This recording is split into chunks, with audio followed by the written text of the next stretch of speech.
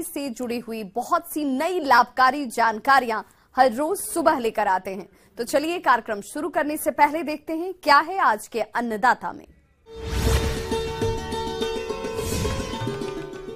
मटर की फसल में लगने वाले प्रमुख रोग और निदान।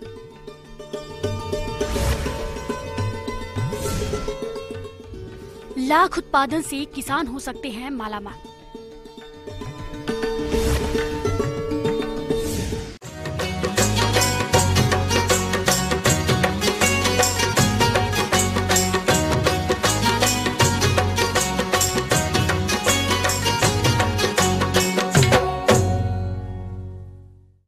मटर की फसल में इस समय फूल और फली बनने की अवस्था में है और देर से बोई गई फसल अभी बढ़वार की अवस्था में है।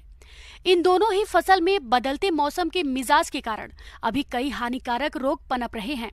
तो इनकी पहचान कर रोकथाम के लिए आप किन किन उपायों को अपनाएं, इस बारे में बता रहे हैं डॉक्टर राजेंद्र प्रसाद, केंद्रीय कृषि विश्वविद्यालय पूसा, जिला समस्तीपुर के पौध रोग वैज्ञानिक डॉक्टर आरपी प्रसाद।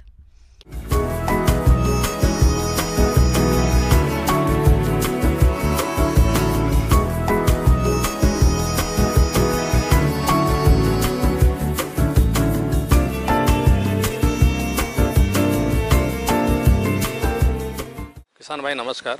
जो किसान भाई मटर की फसल लगाए हुए हैं, तो मौसम में जो परिवर्तन हो रहा है, वैसे में किसान भाई मटर में प्रायः देखा गया है कि मुख्य रूप से 3 बीमारियां लगती हैं, जिसके कारण से हमारा उत्पादन काफ़ी प्रभावित होता है। इन 3 बीमारियों में जो सर्वप्रथम है, इसको डाउनी मिडिल बोलते हैं, और इसको हम हिंदी में इसको मृद आश्रित रोग बोलते हैं, और यह एक फफूंद जनित बीमारी है। इस कारण से इस बीमारी का जब प्रकोप होता है, चूँकि टेम्परेचर इसके लिए 15 से 21 डिग्री सेल्सियस और रात का तापमान जब बहुत ही कम हो जाता है, वैसे में इस बीमारी का काफ़ी प्रकोप होता है। मृदु रोमिल आसिता रोग, ये रोग नम मौसम और कोहरा वाले समय में लगता है। भारत में ये रोग उन सभी राज्यों में होता है जहाँ पर मटर की खेती की जाती है। इस रोग के लक्षण तरुण पौधों पर उस समय दिखते हैं जब उनमें तीसरी और चौथी पत्तियां निकल आती हैं। सबसे पहले पत्तियों पर पीलापन दिखने लगता है और बाद में भूरे धब्बे बनने लगते हैं। पहले ये धब्बे निचली पत्तियों पर बनते हैं और बाद में ऊपर वाली पत्तियों पर फैल जाते हैं। रोग का प्रभाव फलियों पर भी होता है। फलियां कच्ची, हरी और चपटी रह जाती हैं। जब इस बीमारी का प्रकोप होता है तो पत्तियों पे जगह जगह पे जो ब्राउन सा स्पॉट बन जाता है, और धीरे धीरे जैसे जैसे वातावरण में ह्यूमिडिटी बढ़ती है, उस हिसाब से इसका आकार बढ़ता जाता है। इसका प्रकोप प्रायः फलियों पे भी देखा जाता है। फलियों पे धब्बा बनने के साथ ही साथ जो उसके किनारे वाला भाग होता है, जहाँ पे दाना बनता है, वहाँ पे सफ़ेद सा बन जाता है और वहाँ पे दाने छोटे हो जाते हैं। दूसरा जो इसका बीमारी है किसान भाई, वो है पाउडर मिडल, जिसको चूर्ण आश्रिता बीमारी बोलते हैं। प्रायः देखा गया है कि जैसे ही तापमान हमारा कम होता है, कुहासा होता है, तो वैसे में खास करके आपका लगभग फरवरी मार्च में जो पत्तियां होती हैं उन पे सफ़ेद दही सा आकार का स्ट्रक्चर बन जाता है, जिससे प्रकाश संश्लेषण की क्रिया प्रभावित होती है। पौधा अपना भोजन नहीं बना पाता है और इस कारण से धीरे धीरे पौधा पीला होने लगता है, उसकी पत्तियाँ पीली होने लगती है, और ये जो होता है वो जैसे पत्तियां गिरने लगती हैं, जिससे हमारा उपज प्रभावित होता है। कीट रोग, ये रोग नम जलवायु वाले क्षेत्रों में मटर की फसल को बहुत अधिक हानि पहुंचाता है। रोग की व्यापकता में मटर के पौधों के तने विकृत और उत्तक कक्षयी हो जाते हैं और पौधों की मृत्यु हो जाती है।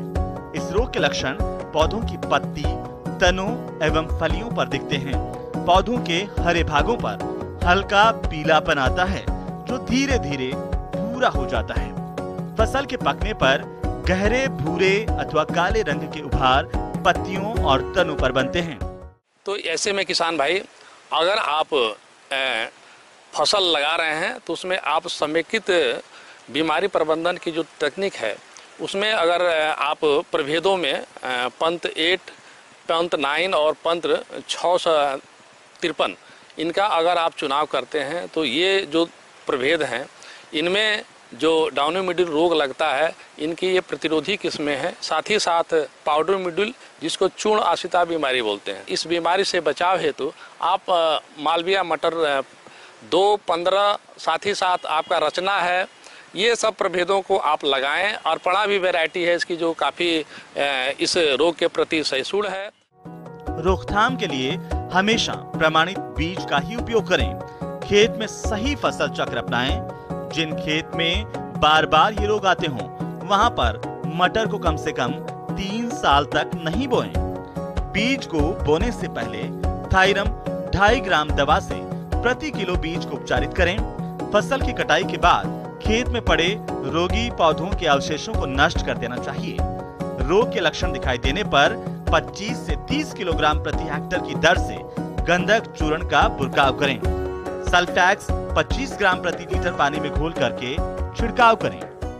इसके अलावा किसान भाई, अगर आपको प्रकोप ज्यादा लगे तो आप 10 दिन के इंटरवल पर इसको आप रिपीट भी कर सकते हैं।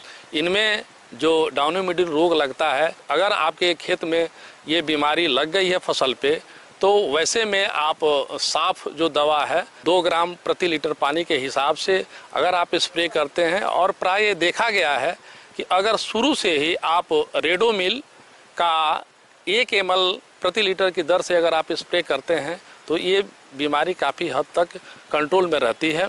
एक और बीमारी होता है जो प्रायः हम देखते हैं कि जैसे आपका फरवरी के बाद ये रस्ट रोग आता है।